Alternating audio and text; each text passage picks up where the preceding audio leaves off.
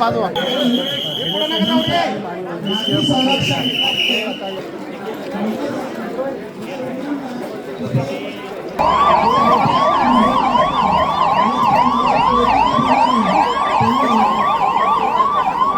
अग्निशामक विभागाच्या कर्मचाऱ्यांकडून जे लोक ड्रिल केलं जातं आहे दुपारी 4 वाजेच्या सुमारास संपूर्ण राज्यभरातील 16 जिल्ह्यांमध्ये हे मॉक ड्रिल करण्यात आलेलं आहे. या मॉक ड्रिल जे लोक जखमी झालेल्या नागरिकाला खाली उतरवून त्याला जिल्हा